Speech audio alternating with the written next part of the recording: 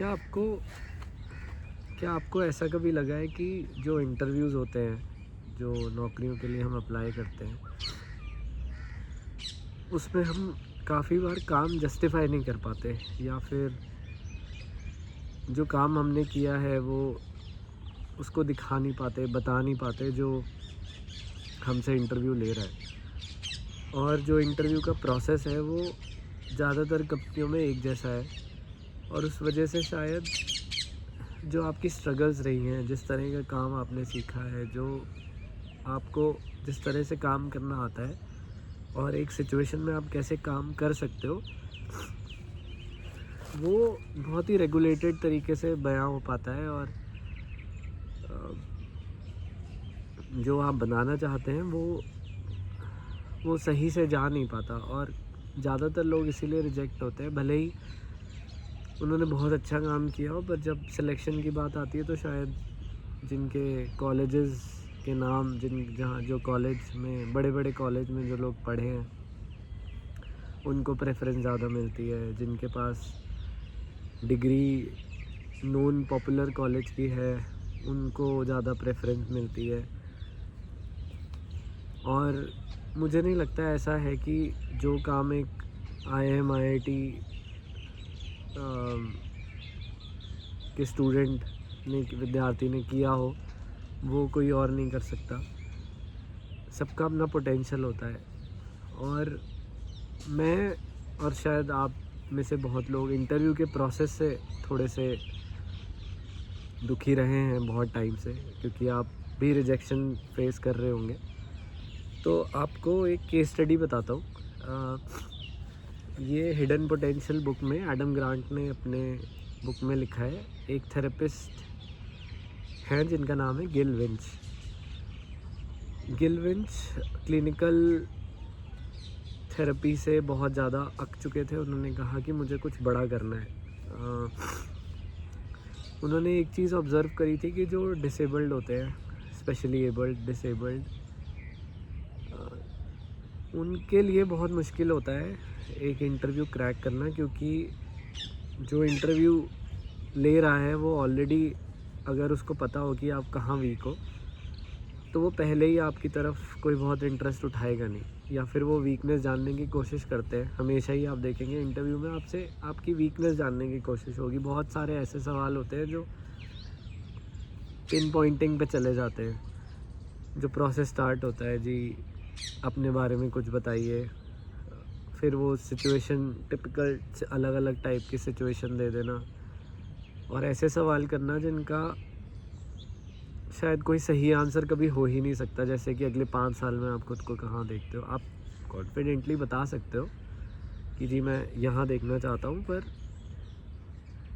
वो सही आंसर नहीं है। वो कहीं ना कहीं वो बनाए हुए आंसर्स होते हैं। आप खुद को कहाँ देखते हो, अगर ऐसे हो गया तो आप क्या करोगे।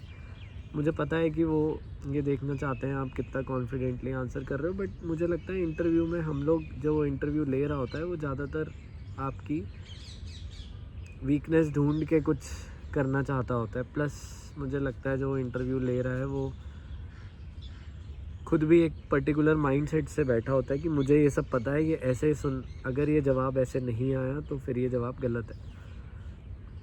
तो जो गिल विंच का एग्ज़ाम्पल है वो यही था कि उन्होंने कॉल सेंटर स्टार्ट किया, कॉल याचोल करके, इज़राइल में। और कॉल याचोल में उन्होंने सिर्फ स्पेशली एबल्ड लोगों को लिया, और स्टार्टिंग में यही उनको बोला जा रहा था कि ये बहुत गलत होने वाला है। पर उन्होंने बहुत चीज़ें ऐसी करी जो इंटरव्यू में होनी चाहिए, और शायद ज़्यादातर जगहों पे ऐसे इंटरव्यूज़ नहीं होते। तो उन्होंने इंटरव्यू का सिस्टम ही उल्टा कर दिया।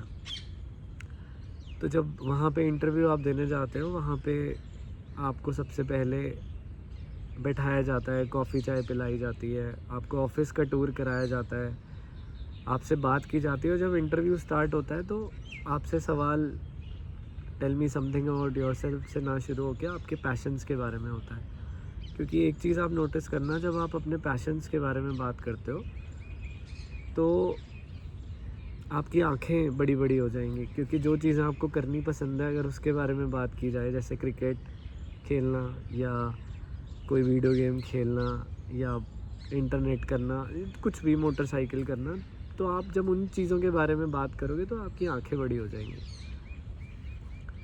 तो वो उससे ना सिर्फ आप रिलैक्स होते हो बट आप ज़्यादा अच्छे तरीके से बता पाते हो कि आपका माइंडसेट क्या है, आप सोचते कैसे हो चीज़ों को। तो ये सब जानने के बाद जब वो पैशन के बारे में क्वेश्चन करते हैं, पूरा आपको जानते हैं, फिर वो आपको सिचुएशंस देते हैं, फेमिलियर सिचुएशन देते हैं और फिर पूछते हैं कि आप इस सिचुएशन में क्या करोगे। तो ऐसी बहुत सारी सिचुएशन लेने के बाद जब उनको लगता है कि हाँ ये कॉन्फिडेंस आ गया है, तो वो आपसे ये नहीं पूछते कि आपका इंटरव्यू कैसा रहा, वो ये पूछते हैं हमने आपका इंटरव्यू कैसे लिया, आपको कैसा लगा हमारा इंटरव्यू लेने का तरीका, क्या जो आपसे इंटरव्यू ले रहा था उसने अच्छे से आपसे इंटरव्यू लिया। और अगर आप बोलते हो कि नहीं, तो वो दोबारा आपको ट्राई करने देते हैं। और उस बीच वो आपकी सारी स्ट्रगल्स जान लेते हैं, जो जिस तरह से आप सोच समझ के एक सिचुएशन को कैसे हैंडल करते हो, और उस हिसाब से आपको हायर किया जाता है। और कॉल या चोल जो खुद में कॉल सेंटर है, वो आज की डेट में भी जितना मैंने किताब में पढ़ा वो आउट परफॉर्म कर रहा है। उसमें कुछ सेल्स रिप्रेजेंटेटिव्स, क्योंकि उनको ना सुनने की आदत है, और ये सब मानिए ये डिसेबल्ड लोग ही हैं, किसी की आंख में प्रॉब्लम है, किसी के फिज़िकल मतलब लेग्स में, आर्म्स में, हियरिंग इम्पेयर्ड है। उनको एक मौका भी मिल रहा है कि वो सोसाइटी में कंट्रीब्यूट कर सकें, उनको एक मौका मिल रहा है वो जी सकें और वो कॉन्फिडेंटली जी सकें। तो उसमें किताब में एक एग्जांपल भी दिया है कि उन्होंने एक मैनेजर जो ब्लाइंड था उसको एक इम्पेयरिंग लॉस, जिसको सुनाई नहीं देता, वो एग्जीक्यूटिव दिया, और उन्होंने कंबाइन खुद को ऐसे किया दोनों ने कि टीम बहुत अच्छी काम कर रही है। तो इससे ये समझ आता है कि पोटेंशियल हर किसी में होता है। क्योंकि हमें उसके बारे में अगर बता दिया जाए कि वो यहीं वीक है, तो हम इंसान ऐसा सोचते हैं कि वो वीकनेस हमें काम नहीं आएगी तो इनको दूर कर दो। पर ये सिर्फ डिसेबल्ड का एग्जांपल नहीं है, नॉर्मल जो डिसेबल्ड नहीं है उनके लिए भी एग्जांपल सूट होता है कि इंटरव्यू लिया जाए तो उनसे ऐसे लिया जाए कि वो अपने बारे में पहले बताएं, अपनी स्ट्रगल्स बताएं, ना कि सिर्फ रिज्यूमे और कुछ चंद सवालों के बेसिस पे जिनका शायद कोई सही आंसर होता ही नहीं है, उनके बेसिस पे डिसाइड करें कि ये कितना टाइम तक हमारे साथ कितने अच्छे से काम कर सकेंगे। Alright, bye.